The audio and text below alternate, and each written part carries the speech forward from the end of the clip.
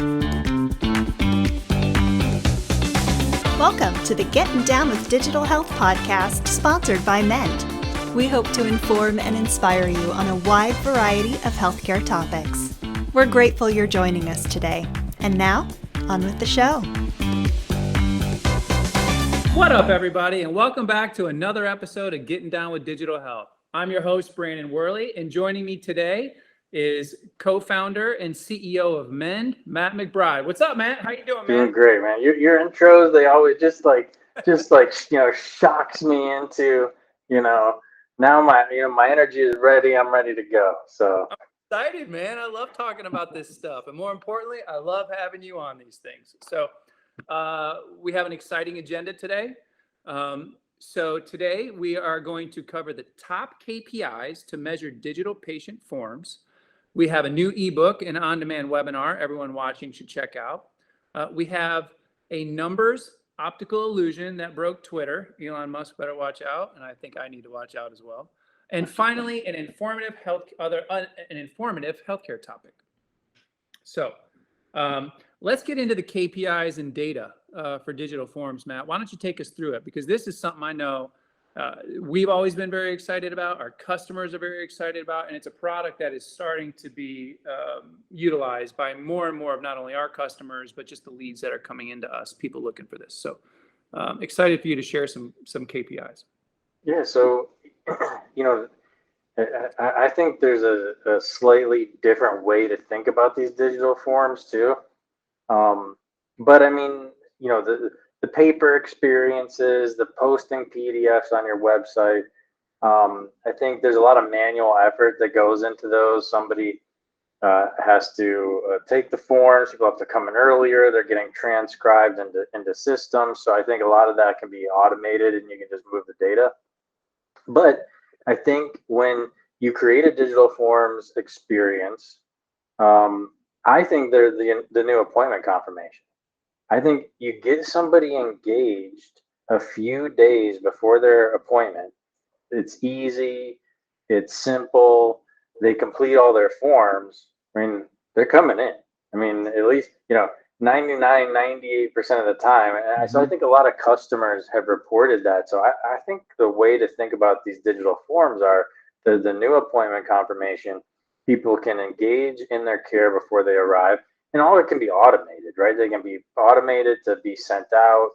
They can be anything, histories, clinical assessments, income verification forms, treatment plan, whatever paper you have, you can build into these things. And I think it just creates a much more modern experience that consumers are looking for. So you might not be thinking about too many KPIs around digital forms, but one KPI that we feel is important is speed. And I know this is, these are numbers that we're proud of. Worley, I know, you talk about these numbers a lot with our customers. If maybe you want to comment on some of these for our digital forms. Yeah, and just before that, in the last podcast episode that we had, we talked we mentioned how important reducing no-shows is for organizations so that they can care for more people. And obviously, all that trickles down. More patients are being cared for. And, from a business standpoint, you're able to bill for those services that are rendered. So what we have found is that organizations that use a multi-disciplined approach, whether it's offering convenience of telehealth, having appointment reminders, utilizing digital forms, all of these things work seamlessly together to really drive down those no-show rates. And there's no doubt for the customers that we have seen with digital forms, it has been, not only do they comment that it's their favorite product, we've seen it increase revenue cycle management much faster because they're getting the accurate information because it's just one keyed in entry. They're getting the information they need. Oftentimes, as we see here, 75% came back within a day. So it's more real time receipt of this information that they need to be able to get the patient in. And it can be any form, survey, as you mentioned, income verification. It can literally be anything that they want. I mean, we've had physical therapists upload videos to send out to patients to be able to do videos for their treatment plan during COVID. I mean, it's literally a blank canvas and can work in a bidirectional fashion. So it has just been an incredibly powerful tool. And like I said, one that is more is asked about more and more from customers every day. And then, overall, we see an 86% completion rate. I mean, so there's a lot of customers that are above this number too, that are in the 90s. And again, I think that's part of what can make this the new appointment confirmation, and get people, investing time into their care and get invested in the appointment before it occurs. So tracking those completion rates, so tracking speed, tracking the completion rates, and then you may even want to track partial completions. Partial completions could be good, especially out of the gate. Maybe there's a problem with one of the forms. There's a question that's confusing or that people are getting hung up on. So partial completions would be another KPI as well to track. And then just to give everybody what does this look like? And we'll send a text and an email. They'll get a secure link. They'll put in their date of birth, and then any device, any browser you're in, and we can build any question that you might have on any of your paper forms. So we take the paper, we make it into a modern digital experience, so you can take pictures. You can take pictures of a wound or some other type of issue like that. They can put in all their medications, their allergies. We can even accept payments. Brandon was talking about revenue cycle. So any type of information you want to collect just becomes effortless, just easy and effortless for a patient to fill out. So definitely should be part of anyone's patient engagement strategy moving forward. Well, another thing, and you may talk about it in a moment, Matt, but I know our customers love the fact that it's device agnostic. All right, it can work on any smartphone, any tablet, any computer, and it can be, it's just very simple. But it can be sent to patients if they have a designated caregiver. It can be sent to them. It could be sent to minors' parents, and it could be filled out by staff if needed. Also, physician groups who patients for some reason don't complete these, part of the 14% of patients who don't complete them pre-visit, then a lot of our offices just take a laptop computer or some desktops, stick it in the waiting room, and the patients can just complete it there when they walk in. So it's just incredibly flexible, is the feedback that I hear. Absolutely. So with that, I mean, we cover those KPIs and a lot more in an ebook and an on-demand webinar that we've recorded. So if anybody wants to access that content, if you head over to men.com, in the resources section, we've got everything. We've got blogs, ebooks, webinars. This content, along with 12 other KPIs, and not only the KPIs, we're sharing all of our data as well. So you have a good baseline, a good benchmark to know not only what to track, but once you start tracking it, what is good? So across all of our millions and millions of patients, millions and millions of visits, we're sharing all of our data as well. So you got the ebook. You can also click on the webinar. Maybe you just want to listen to it at your convenience. Maybe you're cranking out some other work and you just want to listen to it in the background, or if you prefer the ebook, those are great sources of content to get the rest of the KPIs we feel are important. So with that, we have another optical illusion. I like these because I feel like our audience can play at home as well. So, this one broke Twitter. We'll see if it can break Whirly. Yeah. So. I feel like a lab rat at this point doing all these tests on these podcasts, but I'm ready. I got a good night's sleep. Let's do this. But can you see what numbers? I see 45288.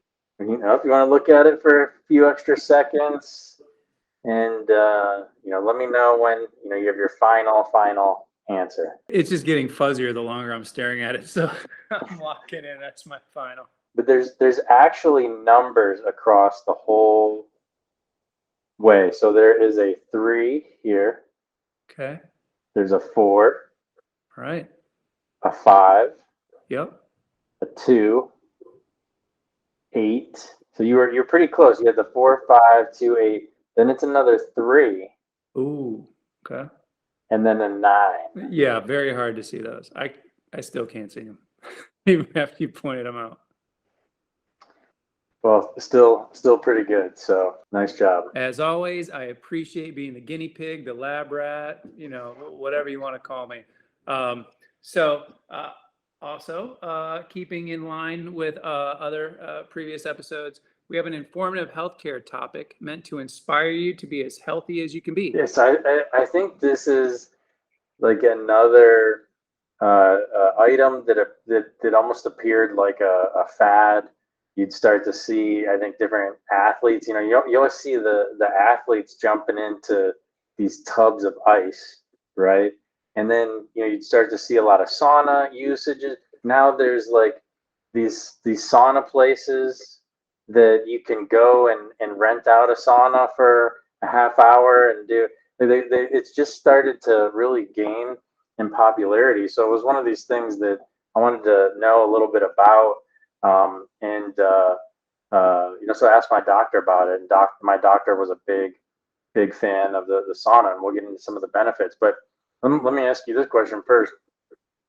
What have you heard about the sauna, and what's sort of the main benefit that I think everybody talks about or with sauna use? For me, it's really sweating out toxins and just basically cleaning out the inside and kind of bringing it out through your pores. When I was doing a little bit of research for the episode, it's kind of unclear if you actually get rid of toxins through the act of sweating. There were, I think, some sources that said that that's not what happened. Others said that it can happen. So here's what I found, the most scientific article and list of benefits. Here's what I found. Anti-aging effects can boost circulation and cardiovascular health. So you step into the sauna, I mean, be 150, 170, 190 degrees. I mean, your blood's going to be moving, your heart's going to be pumping. So you can actually get a little bit of a cardio workout from just sitting in the sauna. You can reduce blood pressure. Can I just stop you real quick? You had me at anti-aging effects, but you can keep going. This is true. I've heard Dr. Rhonda Patrick talk about it a lot. Your body can produce heat shock proteins and other things. I don't understand all of the ins and outs of it, but if you look up Dr. Rhonda Patrick, she goes into great detail over the anti-aging benefits. You can increase production of human growth hormone for muscle recovery. So that is why you see athletes doing it. And I've read some articles saying, 30 minutes 2 times a week, you can increase HGH levels.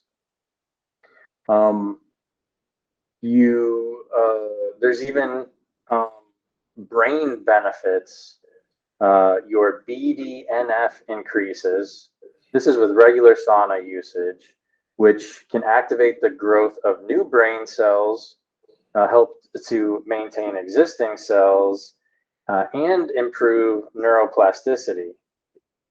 So there's brain health benefits from sauna usage. Heat shock proteins and cytokines are released, improving your immune system. Releases endorphins. So, when you work out and you feel good, if you weren't feeling so good in the day, you're feeling down or something like that, a lot of times you can get in the sauna and you're going to kind of get the same benefits as if you worked out. And then autophagy, which is when you're sort of having the stress, you're sitting in, maybe 170 degrees, right? There's a little bit of stress on the body. That's what's creating all of these benefits that are going on, and like autophagy, where your body sort of gets rid of bad cells, bad mitochondria, bad DNA. So I couldn't really find, I found one list where it said, you might,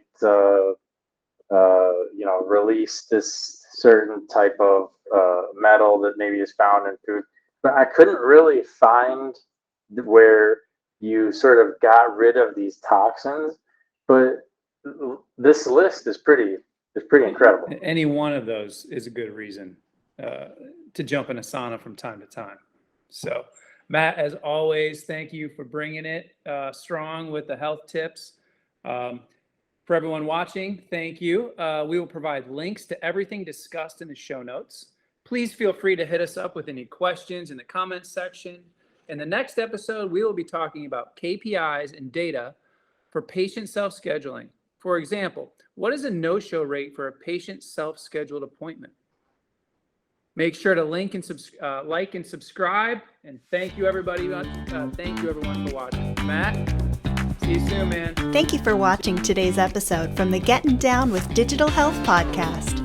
To learn more about Mend or to access more content, please visit mend.com.